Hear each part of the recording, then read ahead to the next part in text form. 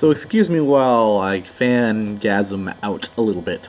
So Beck, I'm going to put a request in for you at the beginning of this review. And let's just say, I think I know what's happening. As in that I've taken a tiny bit of logical data and a dream and put them together in my head to make for a wonderful equation. So I saw your North American tour dates. And I saw that there's some openings around the July 4th and 5th time. And I saw that you're going to be in the area, and I noticed 8035, and I thought to myself, who would be a perfect headliner for 8035 that hasn't done it yet? And then I lit up, and I was like, no way. They could totally pick Beck. He has a gap. It would fit. So let me say this, Beck. If you headline 8035 this summer, I will be so happy. I will, tell you what, I'll shave off my half of this beard just this way. I'll do a half beard, the whole hipster style, and I'll post a picture of it, and I'll wear it for a full day. If you headline at 8035 this summer, I'll do it. You don't even understand how crazy of a concert goer I am. I'll definitely do it. So I'll hold you to that, Beck. If you want some humorous pictures at my expense, come to Des Moines, because that's where the real crazy partiers are at. I'll shave my beard. That's how crazy I am. And in that, we're going to start things off. Bang! Beck's new album, Morning Phase, right here in its fashionable display. So this album is actually a sort of sequel, but I wouldn't really call it a sequel. I think it's more of a pairing, because it doesn't actually stick to the same format as Sea Change. Musically it does, but it doesn't lyrically, and I think that's almost more important. That's the thing. People would think it does, but the reason that I don't is because you really dive into it, you understand that it's more about getting over pain than it is about experiencing it.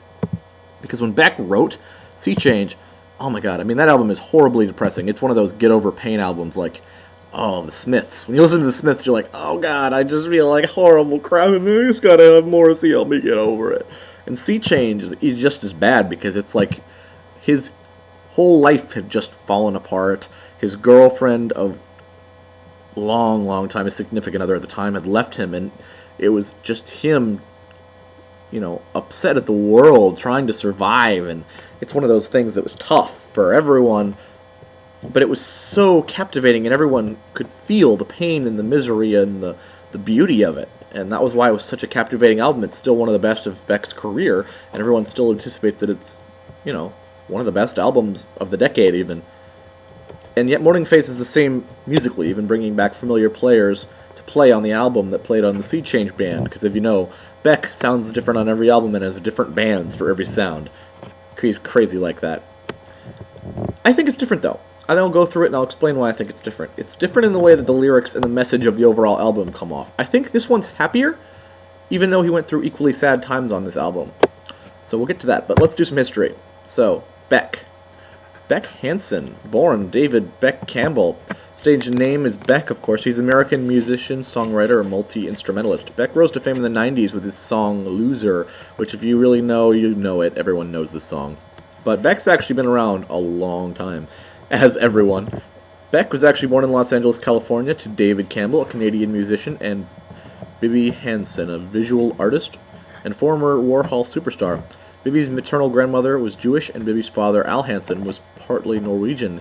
He was raised in New York in the art scene of the 60s. That's starting to explain a little bit about where he gets his mindset. His father is a Canadian arranger and composer who actually helps Beck in his current albums, and even on this one. Yeah, he helps arrange a couple of songs. We'll get to that. So, Beck began to live in downtown Los Angeles as a child, but decided that he needed to get into the same scene Bob Dylan came out of in the huge 90s anti-folk movement. By huge, I mean it wasn't actually huge. It was actually just a really small but dedicated crowd of anti-folk movement in the 90s. In the same area where Bob Dylan, and if you check out Inside Llewyn Davis, the area in there, it's a similar kind of thing in a smaller scale. And Beck has just taken things from every single style ever, because after his records change, I think they go in cycles. It's like folk, hip-hop, acoustic, and he'll go back again, and it's like a cycle, and now we finally come back to the acoustic style that is of Sea Change. And this one is now I don't know, 6 years he took off because what happened to Beck is he actually had a serious spinal injury and he couldn't play music for the longest time, so he had to take some time off. And he was talking about how he was just super depressed about it because he was not sure he was ever going to be able to come back to music.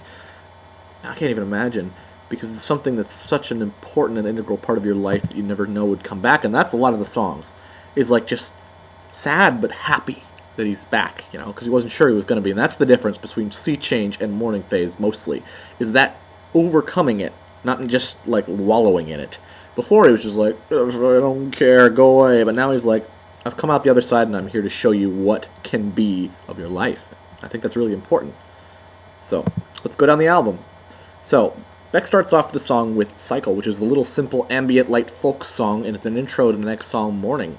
Now, Morning is when I say it's like the brother to Sea Change in a nutshell, because it completely copies the opening track, The Golden Age, in sound, in style, and everything. And it sounds like it so much so that you could almost confuse the songs. And it's not a bad thing, not at all. It's a great song. It's a companion piece. Comparisons were bound to happen anyway, you might as well let them just straight out of the gates.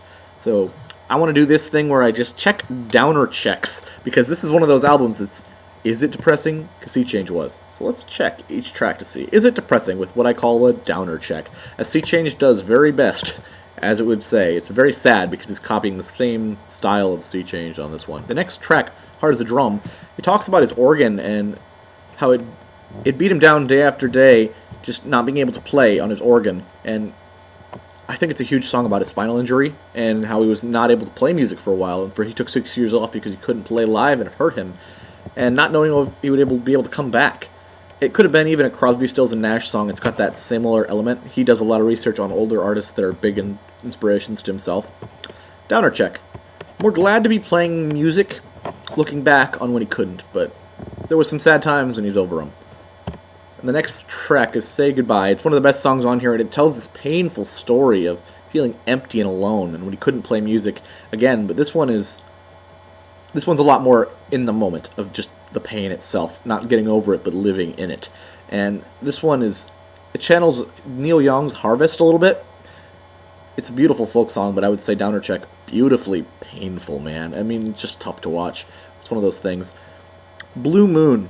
It's the lead single off the album, and it's another song that's a huge highlight for me, at least. It's got this weird, a little bit of bluegrass feel to it, and it also reminds me slightly of R.E.M. in their melodic way. If you listen to it, maybe you hear it, maybe you don't. It's just me. I've heard other people say they hear it, but I don't know.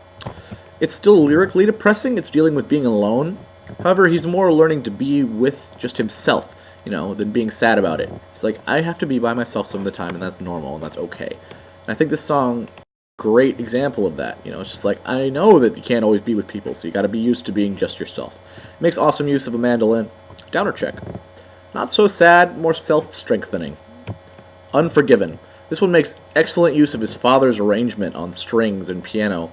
His dad made a huge influence on this album. He went through and did Wave, Unforgiven, and I believe Phase. There may be another one, but there's the ones that his dad worked on with him, and he's worked on a lot of other albums in the past.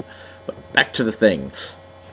He uses the piano and the chords in an interesting way because it draws it out in a bigger, grand sound of things. It's a huge folk surrounding ballad. It talks about how going somewhere by yourself isn't always painful and sad, but sometimes it's like eye-opening, and you experience things that you learn more about yourself. So Downer check. He's an introvert, but he's not depressed. Next we get to Wave. Beck plus an orchestra. It's a beautiful but painful look at being alone and afraid. This time, it's exactly the opposite of the last track. Like, the other one's like, it's sometimes nice to be by myself. I can do it. And the next one's like, oh God, why isn't nobody here? And it's awfully depressing. It ends with just this chorus of him talking about it just over and over again. Him saying stuff about being on his own, isolated, and it's just, this one, Downer check, is the worst of the album. Drunk on your own sorrows. Just sloppy, sobbing drunk. But it doesn't stay that way. Don't Let It Go is an acoustic ballad about not letting happiness go just because people are assholes. Downer check, full of aspiration and self-purpose, not sadness. Blackbird Jane talks about his attempt to chase down the California sound. He tries to stylize it after that sound of the anti-folk movement and the Bob Dylan era and all of these different things, and it helped him mold the whole album. It has some classic Dylan here, as you would expect, and Downer Check, not at all. Not even a little bit. Phase is another one that his dad enters in, string arrangements that really bring the song together. Downer Check, it's just a phase. See what I did there. Turn Away. It's a beautiful folk song full of harmonies. Sounds like a Simon and Garfunkel song, sort of, to me at least. Beck knows his influences from the 60s and 70s so well, and he definitely knows how to copy that sound in a way, but make it his own. He's just awesome at that. No one's better. And let's just Downer Check. Sad for a moment, but then he comes back to reality, and he's okay with it. Country Down. It's a twangling California guitar sound with featured Graham Parsons, but it adds some happiness with that southern flair into this song, and it's more yeehaws and less boo-hoos, as I'd say. I can't believe I just said that, but I did.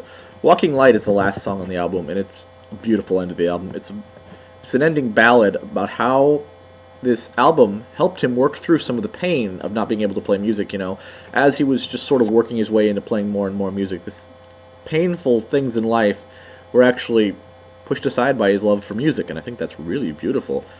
Downer Check, nope. As Smash Mouth famously says, when the morning comes. Yep. I said that. And you have to live with it. Highlights on this one. It's a tough one because the album is actually better as a whole than it is as individual songs. But I would say highlights, definitely Say Goodbye, Blue Moon, Unforgiven, and probably Waking Light. Yeah. So thanks for listening. This is definitely a 4.5-star record. All right.